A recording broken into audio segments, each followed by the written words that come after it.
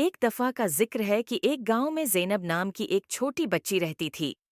زینب کی دلچسپی ہمیشہ نئی چیزوں کو کھوجنے میں ہوتی تھی اور اس کے دادا جان کی کہانیاں اسے بہت پسند تھیں۔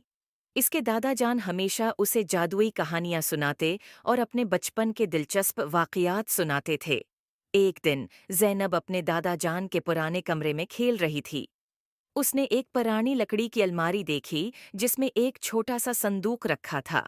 زینب کی تجسس کی وجہ سے اس نے صندوق کا ڈھکنا کھولا اور اندر ایک خوبصورت چمکتی ہوئی انگوٹھی دیکھی۔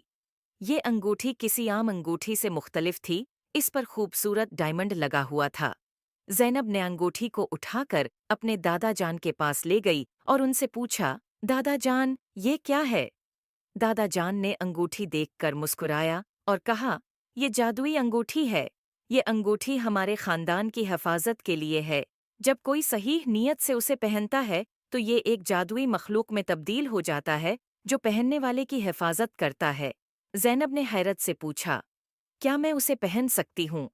دادا جان نے نرمی سے کہا، ہاں، لیکن یاد رکھو، یہ انگوٹھی صرف صحیح نیت اور دل کی پاکیزگی کے ساتھ ہی اپنا جادو دکھاتی ہے۔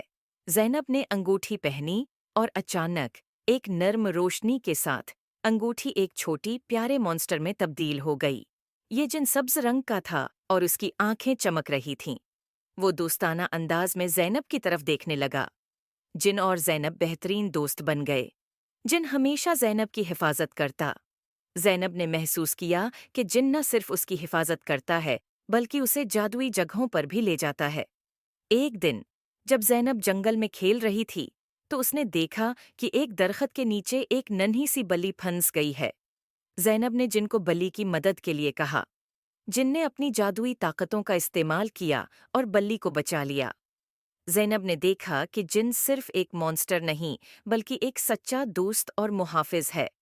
یہ کہانی ہمیں یہ سکھاتی ہے کہ ہم جان سکیں کہ سچی دوستی اور نیک نیتی اور دل کی پاکیزگی کی کتنی اہمیت ہے۔ امید ہے آپ کو سٹوری پسند آئے ہوگی۔ Please like and subscribe my YouTube channel